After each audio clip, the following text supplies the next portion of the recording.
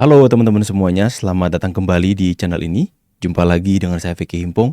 Bagaimana kabar kalian semuanya? Aku berharap teman-teman semua di rumah bersama keluarga tercinta selalu diberikan kesehatan oleh Tuhan Yang Maha Kuasa. Amin. Seperti biasa kita akan kembali lagi membuka ruang diskusi publik terkait dengan informasi-informasi berita-berita yang hari ini beredar menjadi perbincangan hangat netizen. Entah itu beredar di sosial media ataupun media mainstream teman-teman. Ada salah satu info yang dimana ini diupload di kanal YouTube-nya Bang Andi Aswan sendiri. Itu teman-teman kalau mau cek kanal YouTube-nya itu namanya adalah catatan Andi Aswan teman-teman. Di sana ada sebuah video yang barusan diupload itu dengan caption atau judulnya ada bocoran. Apakah Dokter Tifa katanya mau mengajukan RJ mengikuti jejak Rismon? Nah, nanti kita akan sama-sama bahas. Tapi sebelum kita masuk ke dalam pembahasannya, teman-teman semua jangan lupa semakin dekat tanggal 4 April, kita akan sama-sama untuk merayakan hari ulang tahun YouTuber Nusantara yang pertama. Kita akan celebrate sama-sama di Solo bersama dengan tamu kehormatan kita, Bapak Joko Widodo. Kalian harus hadir karena teman-teman semua adalah bagian penting dari perjalanan YouTuber Nusantara. Dan jika ada teman-teman semua yang mungkin tergerak hatinya untuk meringankan biaya perjalanan saya dari Manado ke Solo, teman-teman bisa berkontribusi lewat nomor rekening yang tertera di video ini. Kita akan segera untuk membahas video yang lagi menjadi perbincangan hangat netizen hari ini. Ini dia teman-teman ya. Ini captionnya ada bocoran. Diam-diam Dokter Tifa mengajukan RJ. Ini sumber catatan Andi Aswan. Kita sama-sama saksikan. Membahas mengenai Dokter Tifa.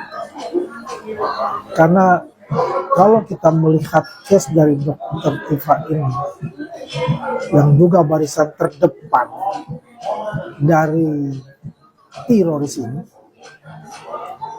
ya, bagaimana sepak terjangnya selama ini yang cukup luar biasa dan cukup keras juga.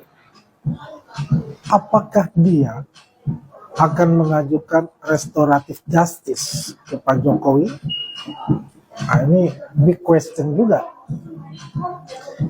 Karena kita melihat Dokter Tifa ini semenjak Rismon mengajukan restoratif justice, tiba-tiba dia menghilang dari medsos, menghilang dari media mainstream yang biasanya itu akan muncul. Dan saya ingat waktu di catatan demokrasi, salah satu bicaranya mestinya itu adalah Dokter Tifa itu. Akhirnya diganti oleh salah satu dari penasihat hukumnya, yaitu Bang Petrus Celestinus. Ya. Jadi menimbulkan suatu pertanyaan yang cukup membuat orang penasaran. Karena kalau kita flashback ketika Rismon mengajukan RJ, itu juga melakukan hal yang sama. Rismon tidak mau tampil di televisi, tidak mau tampil di podcast, dan menghilang seperti itu. Dan yang terakhir kan bertemu dengan saya di Metro TV pada saat itu melalui Zoom. Itu terakhir saya bertemu dengan dia. Jadi awal bulan pada saat itu. Nah, apakah Dokter Tifa akan melakukan hal yang sama? Dan saya punya keyakinan itu, sekarang ini Dokter Tifa itu berkontemplasi. Dan terus terang, ada yang mengkontak saya. Ini dia. Ada yang mengkontak saya ingin meminta RJ. Wah. Ya, ada yang mengkontak saya untuk minta RJ untuk itu. Saya masih belum yakin apakah ini merupakan permintaan atau hanya main-main saja atau menjebak saya seperti jebakan Batman seperti itu. Tapi perlu juga kita amati ya, dari teroris ini, kalau Rismon keluar dan diterima RJ dan SP3, tapi dia masih menghadapi dilematis yaitu tentang kriminalnya. kasus kriminalnya itu. Tapi bagaimana dengan Tifa? Kalau dokter Tifa ini dia mengajukan RJ, kemudian diterima RJ-nya oleh Pak Jokowi dan juga teman-teman yang lain, maka dia akan bebas seperti siapa? Egy Sujana dengan MP3 karena tidak mempunyai laporan kepolisian dari pihak-pihak yang lain. Betul. Pasti dia itu berpikir keras untuk itu. Tapi di lain pihak, kalau kita ketahui 2 minggu yang lalu dia membuat suatu press conference dan peresmian bukunya itu. Nah ini juga suatu pertanyaan Untuk juga membedah besar otak juga, Jokowi itu ya teman-teman ya. yang membuat 2 buku itu yang sangat tendensius yang mengenai otaknya Pak Jokowi. Yes. Nah kita paham Pak Jokowi adalah seorang negarawan yang mempunyai hati yang besar dan juga pemaaf. Dan Oke teman-teman ya, jika teman-teman mau menyaksikan full videonya, teman-teman bisa langsung saja ke kanal YouTube-nya Catatan Andi Aswan. Nanti juga saya akan sertakan sumbernya di deskripsi. Nah teman-teman ya, patut kita perhitungkan juga ya informasi yang kita dapatkan dari Bang Andi Aswan. Karena juga kemarin kalau saya pribadi ya mendapatkan info bahwa sepertinya Rizmon Sianipar ini akan mengajukan RJ, itu saya dapatkan dari Bang Andi Aswan ketika beliau usai berkunjung atau sowan di rumahnya Bapak Jokowi. Ketika dilakukan wawancara di depan rumah Pak Jokowi, Bang Andi Aswan itu mengatakan, membuat bocoran bahwa sepertinya Rizmon Sianipar akan melakukan RJ, mengajukan RJ dan minta maaf kepada Pak Jokowi. Dan itu terbukti seiring berjalannya waktu, bocoran yang diberikan oleh Bang Andi Aswan ini akhirnya terjadi. Makanya kalau misalnya ada bocoran dari Bang Andi Aswan, itu patut untuk kita perhitungkan teman-teman. Karena sebelum ada bukti ya teman-teman ya, masih 50-50. Bang Andi Aswan pun masih berjaga-jaga, tidak langsung mempercayai, karena beliau mengatakan nih bahwa ada orang yang meminta untuk mengajukan RJ kepada Bang Andi Aswan. Tapi dia tidak menyebutkan itu Tifa. Akan tetapi kalau lihat dari caption di channel YouTube-nya, judulnya itu ada bocoran. Diam-diam Dr. Tifa mengajukan RJ. Apakah yang WA ke Bang Andi Aswan itu adalah orang atau pengacara mungkin dari Tifa yang mau mengajukan RJ? Sama-sama kita nanti akan menunggu waktu yang akan membuktikan. Ya, cara-cara atau gerak-gerik Dr. Tifa itu seperti yang dikatakan oleh Bang Andi Aswan itu mirip dengan yang terjadi kepada Rizmon Sianipar belakangan. Menghilang, tidak mau tampil di sosial media, tidak tampil di acara televisi, akan tetapi sekali timbul sudah di rumah Bapak Joko Widodo. Nah, sekalipun Tifa itu ketika rame ya, soalnya kan yang menyampaikan kecurigaan bahwa ada satu lagi yang akan pergi ke Solo untuk meminta maaf kepada Bapak Jokowi, itu kan dari kubu mereka. Kurnia mewanti-wanti Tifa agar supaya accompany us, jangan tinggalkan kapal. Ahmad Kosinudin di Facebooknya dia pun memberikan caption, ada lagi satu yang akan pergi ke Solo untuk menyembah Termul atau apa ya, Raja Termul, itu di captionnya Ahmad Kosinudin teman-teman.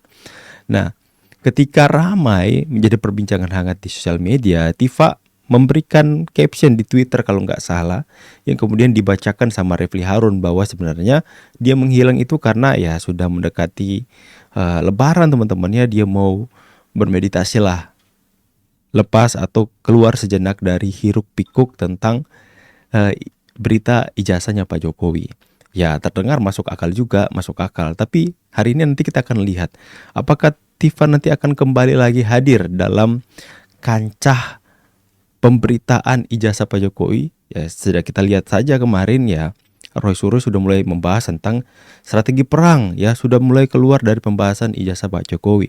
Apakah Tifa akan tetap diam sampai sekarang dan ujung-ujungnya akan ada permintaan RJ?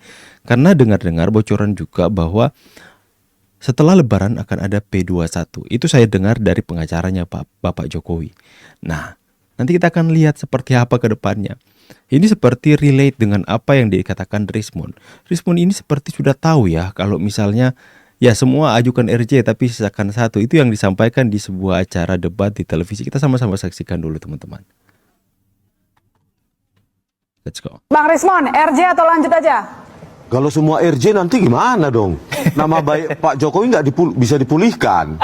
Setuju lah, Paling setuju. enggak Lanjut tadi 8 pengadilan. tersangka sisakan Setuju, satu lanjut tidak RJ pengadilan. gitu loh. Saya Ya mau kan, jawab, jangan saya senang mau malah jawab. RJ. Betul itu.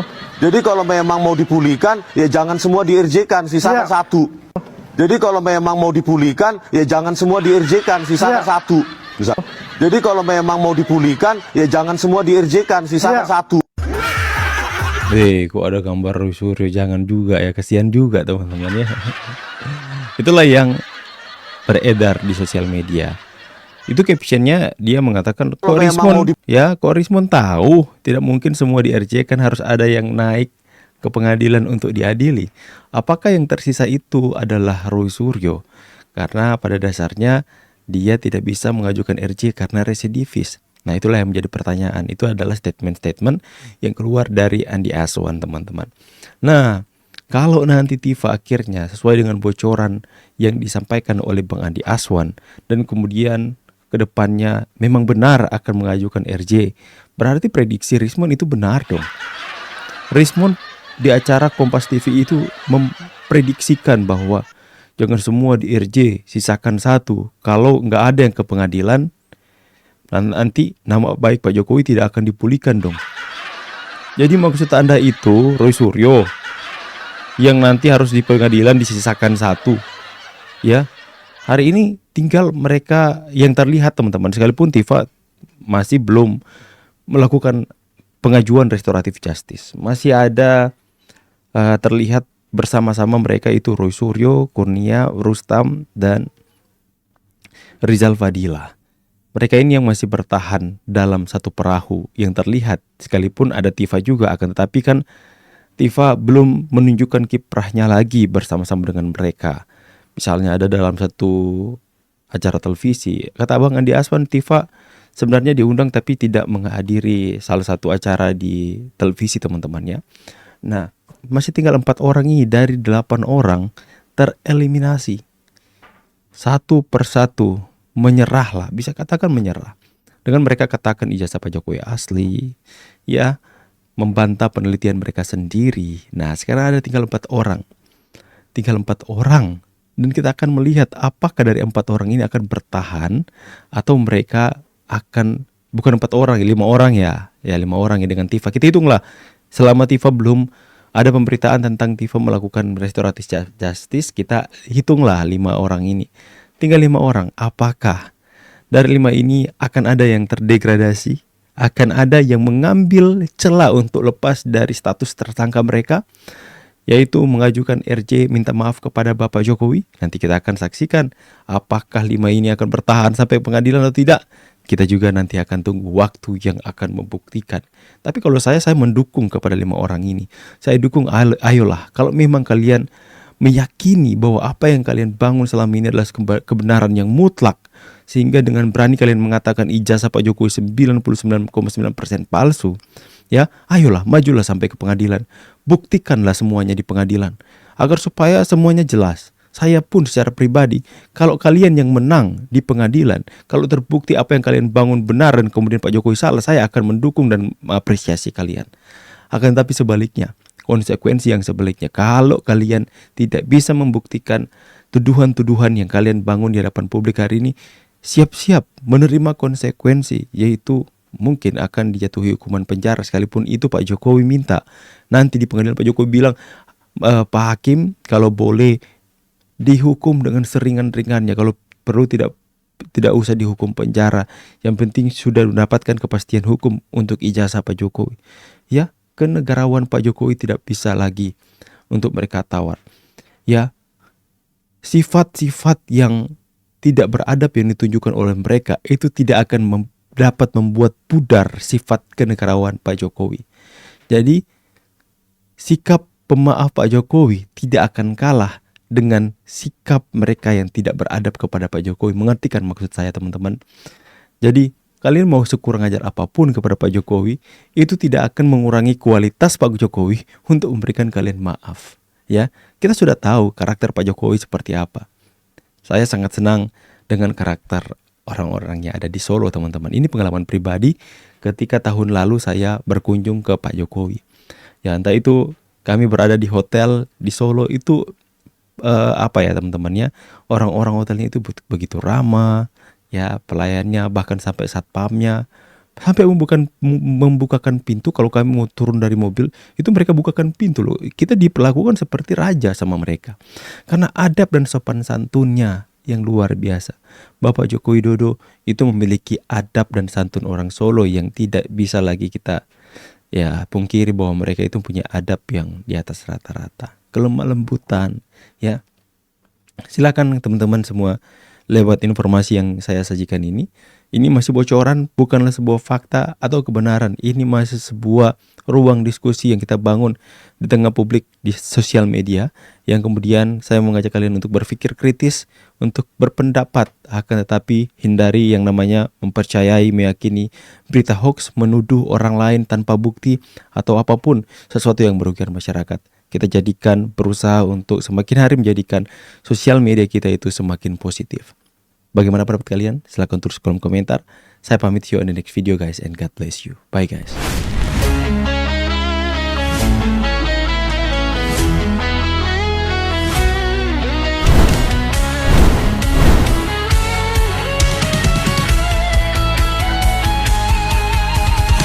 Dari utara sampai ke timur, suara jujur kini bergema. Bukan cuma cari viewers, tapi kebenaran yang utama. Melawan hoax dengan fakta, cerdaskan bangsa kan menjadi nyata. Satu nusa, satu bangsa, bersatu lawan jajah logika. Kami adalah YouTuber Nusantara, bersatu untuk lawan hoax bersama. Tak gentar terus berkabar untuk bangsa demi masa depan Indonesia. Kibarkan semangat, ayo maju, tapaki jalanku dengan ilmu. Nyatakan ke semua media, kebenaran selalu juaranya. Runtuhkan narasi penuh benci, hujat kita bertebaran hancurkan negeri. Bersatu kita semakin teguh, YouTuber Nusantara maju.